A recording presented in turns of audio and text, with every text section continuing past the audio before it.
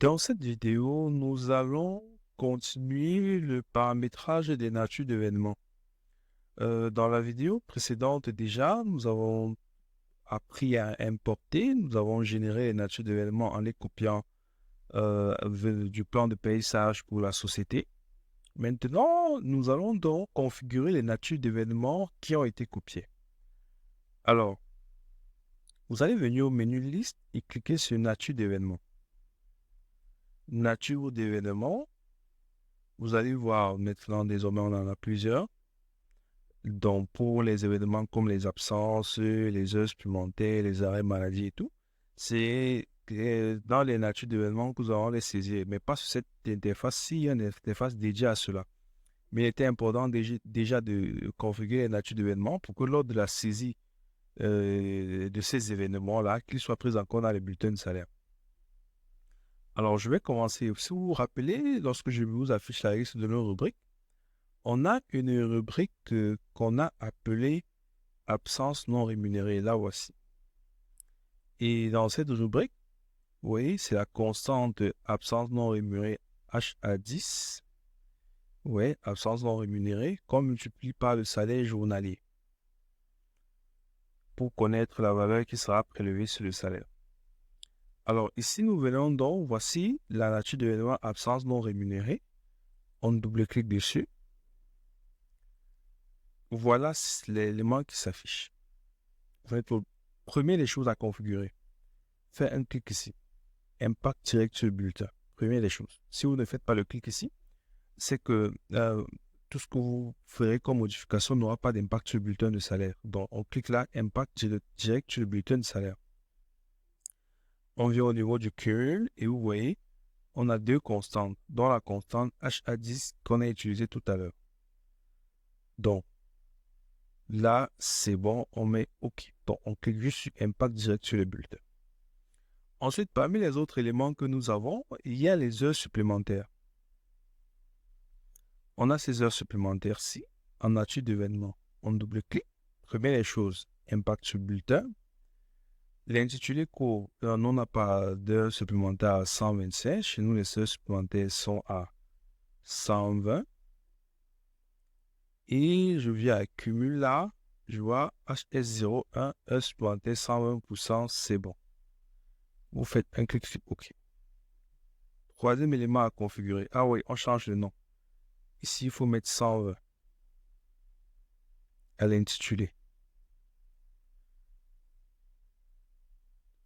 Prochaine nature d'événement à configurer, c'est celle-ci. On clique Impact direct sur bulletin. On n'a pas d'heures supplémentaires à 150, chez nous c'est à 130. Et en cumul, HS02, heures supplémentaires 130. C'est bon, vous mettez, cliquez OK.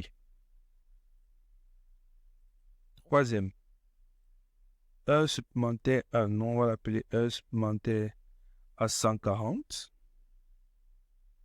À 140%, impact direct sur le bulletin, HS 140%.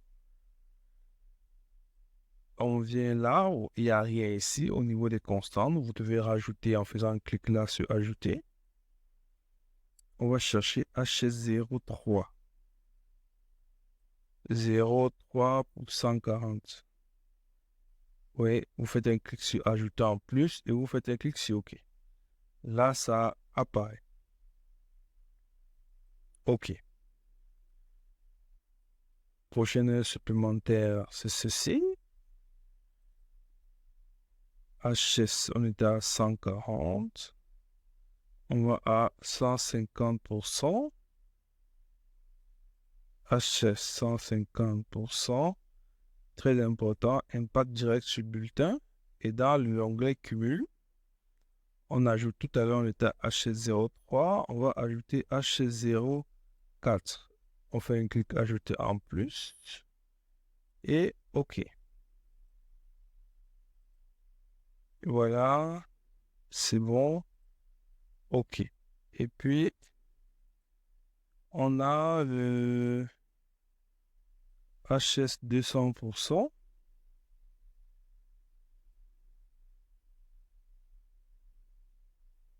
Impact direct sur les bulletins. cumule. On supprime ce qui était là et on prend plutôt l'autre HS qui suit, 0,6 en 0,5. 0,5, on ajoute OK. Cumule, impact, c'est bon, OK. Alors, on n'a pas changé son nom. On va l'appeler sup à 200% à 200%. OK, OK. Donc, dans cette vidéo, nous avons configuré les natures d'événements et nous sommes prêts déjà à procéder au dernier réglage avant les calculs